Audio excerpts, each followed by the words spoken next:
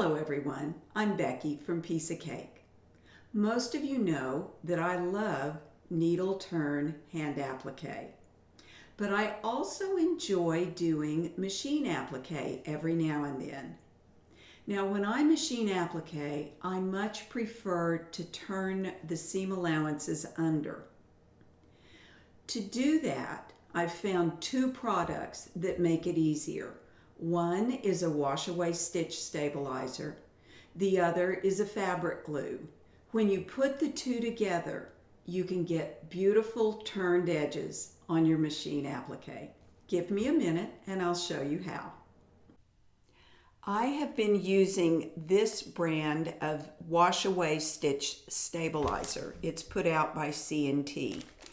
What you can do is trace or copy whatever it is you want to trace or copy onto one of these sheets. If you're doing embroidery designs, you would print the design right side up on the textured side of the sheet. And you'll want to be sure to use an inkjet printer. If you're using this right side up on the right side of your embroidery fabric, you would copy the design right side up. I'm going to use these as templates on the underside of my applique shape. So I needed to print the reverse image of my shapes onto this because when I cut them out and peel the backing sheet off, the right side is going to face down with the wrong side of the fabric.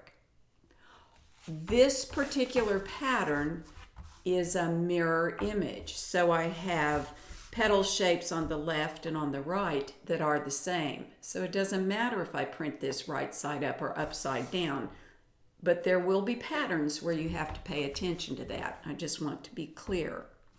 So I've copied the template shapes onto a sheet of the washaway stitch stabilizer. I cut them out with a good pair of paper scissors. Once your shape is cut out and you've chosen the fabric you want to use, and I strongly recommend that you wash the fabrics first in the washer and dry them in the dryer. Then press them. Now I want to get the United States centered as much as I can on this little circle. You peel the backing sheet off and stick this on your fabric. And it stays stuck reasonably well. You can't even peel this off and stick it on another piece of fabric. And I know that because I've done it before. It gets less sticky each time, so it's better if you get it right the first time, but if you don't, that's okay. Then I'm going to cut this out with a seam allowance because I'm using this with a turned edge machine applique. Could you do the same thing if you were going to hand applique this? Yes, you probably could. If I was hand appliquing this, I would use a smaller seam allowance, something closer to 3/16 of an inch. But I'm machine appliquing this, and I'm machine appliquing it with a straight stitch on the machine. So I need a scant 1/4 of an inch, but not real scant. Once you get this trimmed, then I would still finger press the edge under, especially on this circle. The washaway stabilizer is soft, so you have to really feel for that edge. It's easy to miss it and turn under too much. And that's another reason why working with washed fabric is so nice. Going to do this. Now I'm finger pressing this because it makes the next step easier. The next step is to glue the seam allowances under so that when you are working with the shape, the seam allowances stay under and out of your way. I'm using a fabric glue pen. This one is made by Quilter Select. And you have two ways you can do this. You can run the glue like that on the washaway stabilizer and take it down and glue it and hold it in place, or you can use a wooden cuticle stick and grab a little bit of glue and pinch it in place. When I'm working with edges that are pretty straight, I have a tendency to do it the first way, to run the glue on the underside of the stitch stabilizer and then fold it under along that finger pressed line. But this is a curve, and with curves, that's a little harder to do. With curves, you want to, let me pull this in even a little farther. With a curve, you want to move over just a little bit, maybe not quite 1/4 of an inch, and grab that next little bit. And see that tiny little pleat there? Don't let it stay a pleat. Flatten that edge out, and you can go back and make sure that edge is smooth. And you want to do that instead of, say, this, where you glue under and leave little points along the outside. Next, I'll show you how to position the shapes on your block and then how to sew them down. Here are some of my shapes prepared to be placed onto the block. I run a line of glue on the underside, mostly along the edges where the seam allowance has been turned under. Then I use the overlay, and there's a video for how to make an overlay, but basically it's a drawing of the block on clear vinyl. I position it over the background and slide the shapes into place. I do that one at a time, and then I pin the shapes. The glue helps hold them down a little bit, but pins also help. I like to, if I can, place as many shapes on the background as I can just to save time. So here's my block with most of the applique shapes pinned to it. Then I loaded my sewing machine with the thread I'm going to use. In this case, I'm using a fine thread. It is an 80 weight cotton made by Aurifil. I want you to notice that the spool is laying down. This kind of a long spool where the threads are cross-wound on the spool rather than being stacked, they work better if they are horizontal with the top of the sewing machine. The thread feeds off better.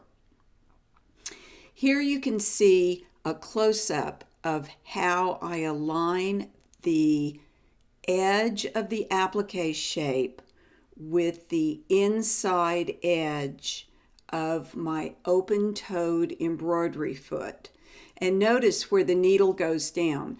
I could move my needle one more step over to the right, but I don't want to do that. I want to make sure that the needle will pierce the edge of the applique without being too far over the outer edge of the applique piece or too far to the inside. I wanted to show you what it looks like when I sew them. So just quickly, I just turned my machine back on. So I need to move my needle back over, and I think I have it not quite all the way, and I need to shorten my stitch length. I'm going to put it at 1.90, and I'm going to use my tool because I like using the tool.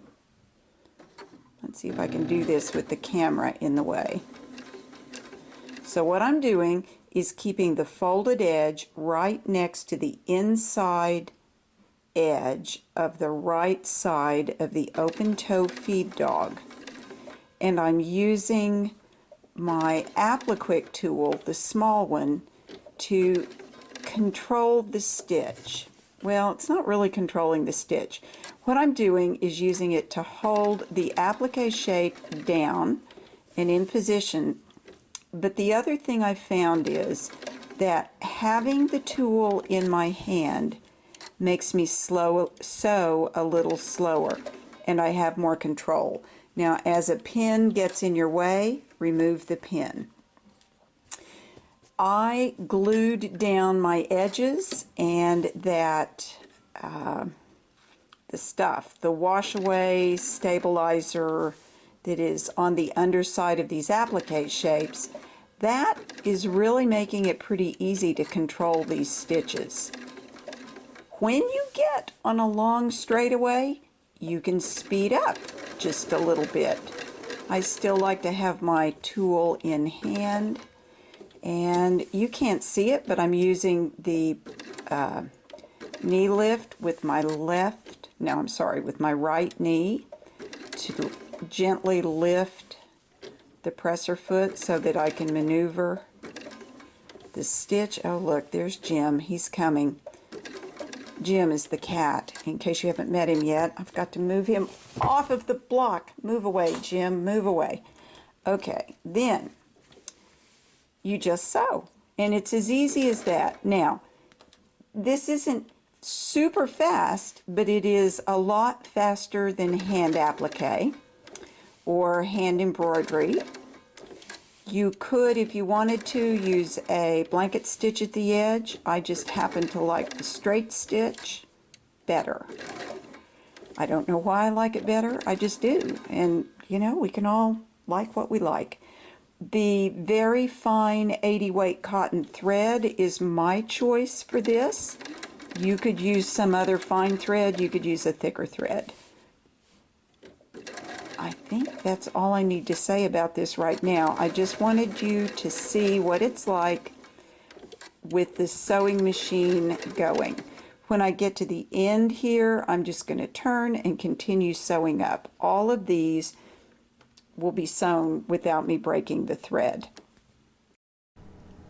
Once your applique is complete, take the block to a sink with warm water and soak out the washaway stitch stabilizer. It will dissolve. Watch your block to make sure that none of the colors in the fabric are running. If you think you might have any problem at all with that, do a little research before you take this to the sink. It took several rinses for all of the stitch stabilizer to come out of the block. And even now I can feel, you know, it's like starch, really. It has a feeling like starch. So I wanted to know what happens to the stitch stabilizer all by itself if you put it in water. So there it is, connected to the backing sheet. Let's see here. I can feel that the stabilizer is getting softer. It's been 2 minutes and I've done a little bit of this with my hand on top of the stitch stabilizer backing sheet. And the stitch stabilizer is really dissolving well. But this is what's interesting to me. The stitch stabilizer had to go somewhere. And it does, it goes into the water.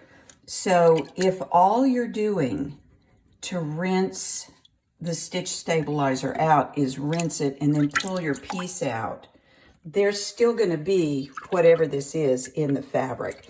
You're going to need to rinse it more than once, which is what I did with my block. But now I know why it's still a little bit stiff. Whatever it is that's suspended in the water there is probably still in the fabric. So this is a quilt that when it's all done, I'm likely going to want to launder in the washer. This is a really nice product. I will use it from here on in when I do turned edge machine applique. And if there's ever a time that I want to prepare my hand applique shapes in advance with the edges turned under, this is the product I would use because this product dissolves and goes away. I hope you enjoyed this video. If you did, please do like it. Thank you for watching, and may you have many happy stitches. See you next time.